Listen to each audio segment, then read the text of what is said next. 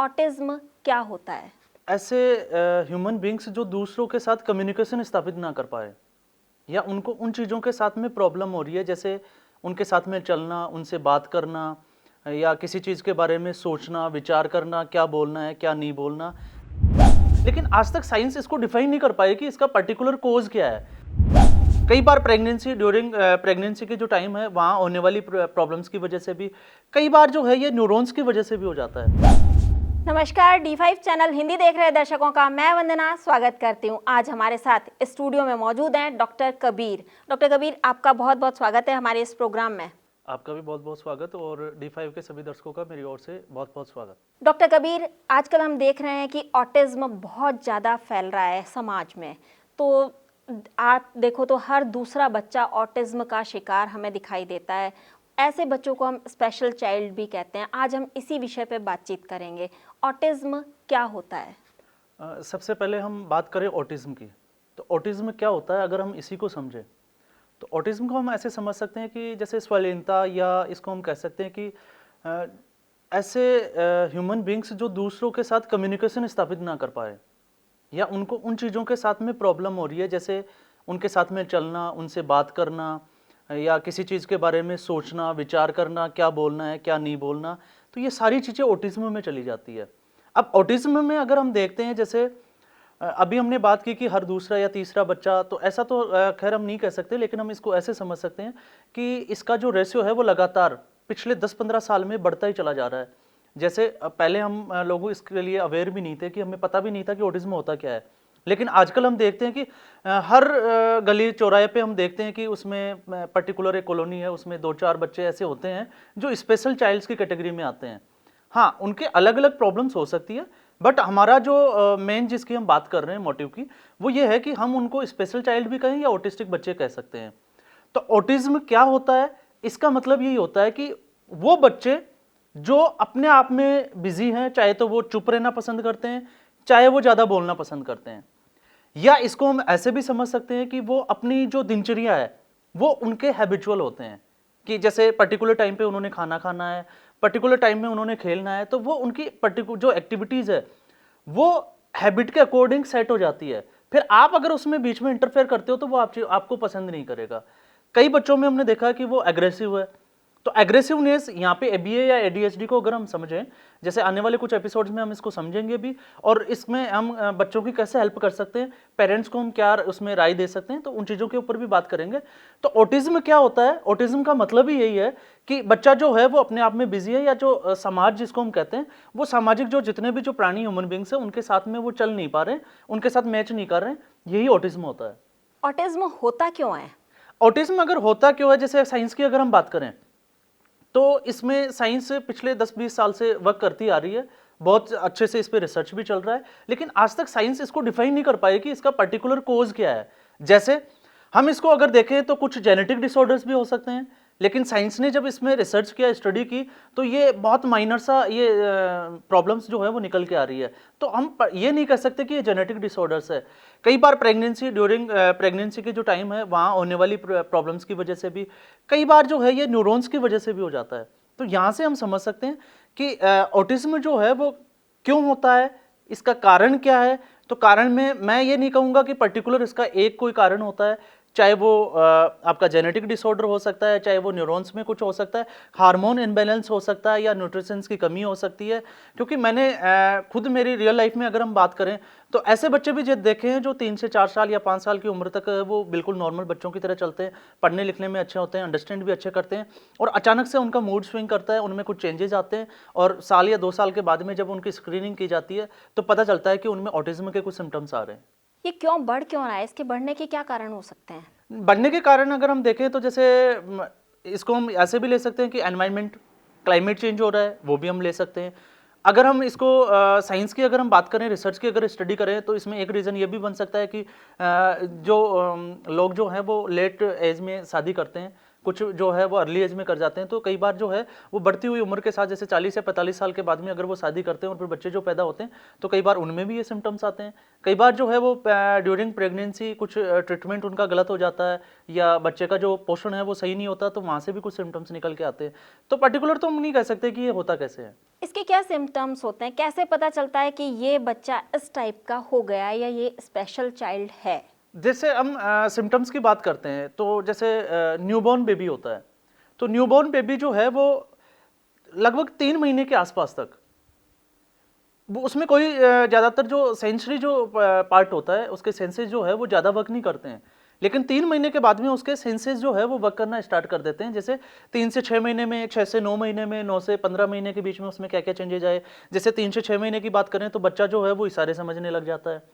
6 से 9 महीने की अगर हम बात करें तो बिटवीन इस ड्यूरेशन में जो बच्चा जो है वो लाइक कुछ आवाज़ों को जो है वो समझना स्टार्ट कर देता है, अंडरस्टैंड। जैसे कि हम किसी 6 से 9 महीने के बच्चे को अगर हम कुछ आवाज़ लगाएंगे या उसके ऑडिटरी सिस्टम से कुछ साउंड्स अगर गिरती है तो वो उस तरफ मूव करता है, देखने की कोशिश करता है। उसके बाद में वो इशारों में समझने लग जाता है, रोना हंसना इन चीज़ों में समझने लग जाता है, और फिर धीरे धीरे जो है वो साउंड्स के साथ में वो वर्ड्स बोलना भी स्टार्ट कर देता है।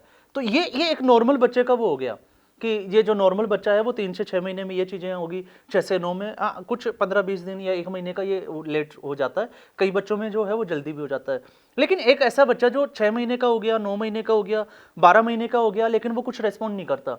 जैसे अक्सर हम देखते हैं कि बच्चा जो है वो भूख लगती है रोता है, लेकिन एक जो बच्चा है उसको भूख लग रही है लेकिन वो नहीं रो रहा है, तो इसमें उसके जो इमोशंस है वो बिल्ड नहीं हो पा रहे हैं।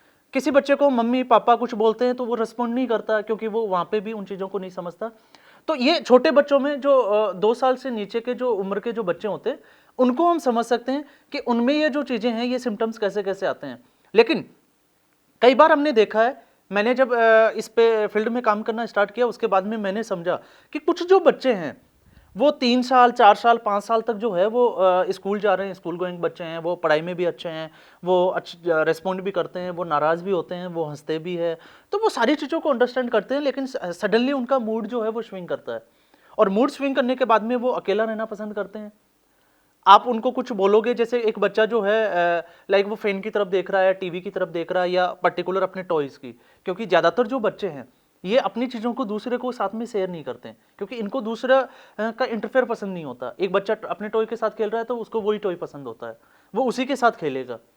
तो यहाँ पे अगर हम जैसे देखते हैं कि पेरेंट्स उनके जो है वो आवाज़ लगाते हैं, जैसे उसके नाम से उसको पुकार रहे हैं, तो वो रेस्पॉन्ड नहीं करता, उसकी तरफ वो देखता नहीं है, वो अपनी चीज़ों में। या कई बार हमने ये भी देखा है कि वो अगर पर्टिकुलर उनकी आईसाइट को अगर हम देखते हैं तो वो किसी एक चीज़ के ऊपर फोकस कर देते हैं और बार बार उसी की तरह देख रहे होते हैं, तो उनका जो माइंड जो है वो कहीं ना कहीं डाइवर्ट भी नहीं होता है। तो यहाँ से हम समझ सकते हैं कि इसमें कुछ ऑटिज्म का सिम्टम्स होते हैं। लेकिन इसको अगर हमें ज़्यादा अच्छे से इसको क्लियर करना है तो फिर हमें एक अच्छे एक्सपर्ट की, चाहे वो साइकोलॉजिस्ट हो सकता है या इस फील्ड का मास्टर हो, तो हम उससे एक बार उसकी स्क्रीनिंग जरूर कराएं। कुछ बच्चों में अगर हम देखें तो जो बच्चे हैं वो छोटी छोटी बात में चिड़चिड़े हो जाते हैं, और चिड़चिड़े होने के बाद में इन बच्चों में अक्सर हमने देखा है कि वो दूसरों को हिट करने की बजाय, जैसे एक नॉर्मल जब बच्चा नाराज होता है, जैसे ब्रदर सिस्टर खेल रहे हैं और बच्चे खेलते खेलते वो लड़ने लग जाते हैं, तो वो एक दूसरे को हिट करते हैं। बट यहाँ पे थोड़ा सा रिवर्स में उल्टा हो जाता है, और होता क्या है कि जो बच्चा है वो दूसरों को हिट करने के बजाय वो अपने ईयर्स को या अपने यहाँ पे चिक्स के ऊपर, गाल के ऊपर वो खुद ही हिट करने लग जाता है। तो यहाँ से भी हम थोड़ा सा समझ सकते हैं कि इसमें ऑटिज्म के सिम्टम्स हो सकते हैं। तो ऑटिज्म के सिम्टम्स अगर हम देखें, जैसे सीपी है, सीपी को अगर हम समझते हैं सेरेब्रल पाल्सी में, तो वहाँ पे इसके अलग होंगे, एडीएचडी और एबीए में अलग होंगे, मॉडरेट जो होंगे वो अलग होंगे। हाँ, इसमें हम माइल्ड को और एड ऑन कर सकते हैं। माइल्ड की अगर हम बात करें तो माइल्ड जो बच्चे होते हैं वो जिसको हम कहते हैं कि लेट रिस्पॉन्ड करते हैं, उनका जो ब्रेन है वो एज से बहुत पीछे रह जाता है। एक बच्चा 10 साल का है लेकिन उसका ब्रेन जो है वो 2 साल के बच्चे जितना डेवलप हुआ है, तो उन बच्चों को हम माइल्ड की कैटेगरी में रखते हैं। तो माइल्ड का मतलब वो रिस्पॉन्ड नहीं करेंगे, उनकी याददाश्त कमजोर रहेगी, वो पढ़ाई लिखाई में बहुत कमजोर होंगे, वो अगर आप किसी उसको बच्चे को पार्टी में देखोगे तो वो दूसरे बच्चों के साथ खेलना पसंद नहीं करेंगे, वो अपने पेरेंट्स के साथ चिपके रहेंगे। या कई बार ये भी देखा है कि वो किसी को पसंद भी नहीं करते हैं उनके साथ में रहना। कुछ बच्चे जो होते हैं वो खेलना ही पसंद करते हैं, तो फिर वो चुप नहीं रह सकते। तो यहाँ पे अलग अलग चीज़ें हो जाती है। तो ऑटिज्म के अगर हम सिम्टम्स की बात करें तो यहाँ पे सबसे अच्छा यही है कि अगर हमें लगता है कि बच्चे में कुछ एबनॉर्मलिटी आ रही है तो हम उसको अच्छे डॉक्टर को दिखाएं, अच्छे एक्सपर्ट को दिखाएं और एक बार उसकी स्क्रीनिंग जरूर कराएं। क्या ऑटिज्म पूरी तरह से ठीक हो सकता है? अगर हम इस क्वेश्चन की बात करें कि ऑटिज्म पूरी तरह से ठीक हो सकता है, तो चाहे हम यूएसए की कुछ एजेंसीज है, कुछ ऑर्गेनाइजेशन है, जैसे एएपी की अगर हम बात करें, तो वो भी इसमें काफ़ी समय से वर्क कर रही है। तो यहाँ पे ऑटिज्म के जो बच्चे हैं, अगर उनको हम देखें, तो ये हम ये नहीं कह सकते कि ये पूरी तरीके से या 100% क्योर हो सकते हैं, लेकिन कुछ परसेंटेज इनके चांसेस होते हैं कि हम वहाँ पे सही तरीके से अगर वर्क करें, तो इनको 30%, 40% या 50% तक कवर कर सकते हैं, ताकि वो जो बच्चे हैं वो सोसाइटी में या सोशल हो सके, वो दूसरे लोगों के साथ थोड़ा जिसको कह सकते हैं कि उनका नेचर ऐसा हो जाए कि वो दूसरों के साथ में वो एडजस्ट कर सके। तो यहाँ पे इतना हम कर सकते हैं। बाकी अगर हम देखें तो कुछ बच्चों में मैंने ये भी देखा है कि वो पढ़ने लिखने भी लग जाते हैं। यहाँ पे अगर मैं मेरे अगर बच्चों की बात करता हूँ, तो मेरे पास ऐसे 2 से 4 केस ऐसे भी हैं जो पहले उनके सिम्टम्स तो थे वो पूरे ऑटिज्म के थे, लेकिन 5 से 6 महीने के बाद में जब हमने उनके साथ हार्ड वर्क किया, उनको कुछ एक्सरसाइज कराई, ऑक्यूपेशनल थेरेपीज दी, और उसके बाद में उनके बिहेवियर पे हमने काम किया, तो वहाँ उसके बाद में हमने देखा कि वो बच्चे जो हैं वो पढ़ भी रहे हैं, कुछ बच्चे जो हैं वो स्पोर्ट्स एक्टिविटीज़ में भी अपना इन्वॉल्वमेंट दिखा रहे हैं और वो इंटरेस्ट के साथ वो चीज़ों को कर रहे हैं। तो कुछ लोगों को हमने देखा है। तो यहाँ से ये तो नहीं कह सकते कि पूरी तरह से क्योर हो सकते हैं, क्योंकि अगर हम ये कहते हैं कि पूरी तरह से क्योर हो जाएगा तो ये एक बिजनेस वाला पार्ट बन जाता है। और यहाँ पे अगर हम यही कहें कि पूरी तरह से ठीक हो जाएगा, तो फिर वो हो सकता है पेरेंट्स और बच्चों को भी धोखे देने वाली बात हो जाती है। तो यहाँ पे हम ये नहीं कहेंगे, लेकिन अगर फिर भी कोई बच्चा, अगर ऑटिस्टिक चाइल्ड अगर हम देखते हैं, अगर हम उसकी लाइफ में थोड़ा सा कंट्रीब्यूट करें, अच्छे से उसकी स्क्रीनिंग करा के अच्छी डायरेक्शन में अगर मूव कराएं अंडरस्टैंडिंग वाले पार्ट पे, अगर वो 30-40%, 50 या 70% तक अगर वो अपनी चीज़ों को ठीक कर ले जाता है, तो वो सोसाइटी में सर्वाइव कर सकता है। वरना अगर हम इसके उलट अगर हम देखते हैं, तो एक जो बच्चा जो है वो, आप ये देखो कि आजकल पेरेंट्स के बच्चे 1 या 2, अब किसी पेरेंट्स के एक ही बच्चा है, तो जैसे फर्स्ट बेबी की हम बात करते हैं, और अगर फर्स्ट बेबी अगर ऑटिस्टिक है, तो उनके बाद में दूसरा अगर बेबी का वो प्लान करते हैं, तो वो उनके लिए बहुत मुश्किल हो जाता है। फिर उसके बाद में अगर जैसे जैसे उसकी एज बढ़ती है, जैसे 2 साल, 3 साल, 4 साल का, तो फिर उनको खाना खिलाना, क्योंकि उनके खाना खाने का स्टाइल जो होगा वो अलग होगा। खाने के वो गिरा देंगे, या वो अच्छे से उसको चबाएंगे नहीं, ब्रश नहीं कर पाएंगे, वो टॉयलेट नहीं जा सकते, उनको बार बार लेके जाना पड़ेगा, उनका प्रॉपर ध्यान रखना पड़ेगा। तो पेरेंट्स के लिए भी ये प्रॉब्लम बढ़ती चली जाती है। तो यहाँ से अगर हम हर बार अगर हम सिम्टम्स को जाके देखते हैं, तो हमें ज़रूरत है सोसाइटी में ऐसे लोगों की जो इसमें प्रॉपर एक बार बिजनेस से थोड़ा सा साइड करें। ऐसे बच्चों के साथ में मैं तो यही बोलूँगा कि बिजनेस वाले पार्ट पे काम ही ना करें, और बिजनेस को थोड़ा सा साइड में रखें। इन बच्चों के साथ में ऐसा वर्क करें, इनके साथ लाइक ऐसा ट्रीट करें कि ये कुछ चेंजेस दिखने लगे इनमें, और उन चेंजेस के साथ वो सोसाइटी में सर्वाइव कर सके। मतलब ये कि बच्चा सोसाइटी में सरवाइव करने लायक बन सकता है। जी। ऐसे में आप पेरेंट्स को क्या सलाह देना चाहेंगे? जैसे अगर पेरेंट्स को हम एडवाइजरी की बात करें कि पेरेंट्स के लिए हम क्या कर सकते हैं, तो पेरेंट्स को सबसे पहले उस बच्चे को अंडरस्टैंड करना पड़ेगा, क्योंकि आज अगर इंडिया में हम बात करें, पॉपुलेशन ज़्यादा है, और इस पॉपुलेशन के साथ में जो मेजर प्रॉब्लम है उसको हम 2 पार्ट में डिवाइड कर देते हैं, एक अर्बन पार्ट में, एक रूरल पे। अर्बन में ठीक है, आपके पास फैसिलिटीज़ है, आप अच्छे पढ़े लिखे हो, आप उन चीज़ों को अंडरस्टैंड करते हो, आपके डॉक्टर्स अच्छे से अवेलेबल हो जाते हैं, और अच्छे डॉक्टर्स भी अवेलेबल हो जाते हैं। लेकिन अगर हम इसको रिमोट एरिया में चले जाएं, ग्रामीण एरिया में जाते हैं, तो उस इलाके में जो पेरेंट्स है वो ज़्यादा पढ़े लिखे नहीं है, और जब पढ़े लिखे नहीं है तो वो बच्चों को अलग अलग कैटेगरी से, या उनका जो सोचने का तरीका है वो भी अलग हो जाता है। जैसे ग्रामीण इलाके में अगर कोई बच्चा ऑटिस्टिक है, उसके सिम्टम्स है, तो बच्चे को वो लगता है, पेरेंट्स को लगता है कि बच्चा जो है वो शैतानी कर रहा है, तो या तो वो उसकी पिटाई करेंगे या उसको डांटेंगे, वो डांट के उसको बिठा देंगे, और हो सकता है बच्चा बैठ भी जाए। लेकिन यहाँ पे पेरेंट्स के साथ प्रॉब्लम ये है कि वहाँ वो उन चीज़ों को अंडरस्टैंड नहीं कर पा रहे, इसलिए उनकी प्रॉब्लम्स जो है वो लगातार बढ़ती चली जा रही है। अगर वो उस प्रॉब्लम को अंडरस्टैंड कर जाएं, तो वो अच्छे कर सकते हैं। इसलिए एक इनकी अवेयरनेस पे वर्क करें। कभी भी कोई बच्चा जो है, अगर उसमें कोई एक्टिविटीज़ में हम देखते हैं कि ये डेली रूटीन से थोड़ा सा साइड में जा रहा है, तो उसको नज़रअंदाज कभी नहीं करना चाहिए, उसको समझना चाहिए। तीसरा जो पार्ट है वो है, कभी भी उनके साथ में स्ट्रिक्टली बिहेव नहीं करना चाहिए, उनके साथ में हमेशा पोलाइटली, जिसको हम कहते हैं प्यार के साथ, उनको ट्रीट करना चाहिए अगर ऐसी प्रॉब्लम्स है, क्योंकि ऐसी प्रॉब्लम्स होना कोई बहुत बड़ी बात नहीं होती। और बच्चे के लिए तो हम कह ही नहीं सकते, क्योंकि उसका दिमाग का वहाँ पे विचारों वाले पार्ट पे, वो मैच्योरिटी वाले पार्ट पे वो वर्क नहीं कर सकता।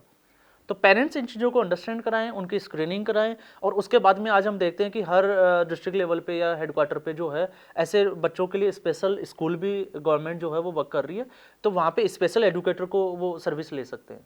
कबीर फाउंडेशन किस तरीके से काम कर रही है? कबीर फाउंडेशन क्या मदद कर सकती है ऐसे बच्चों की?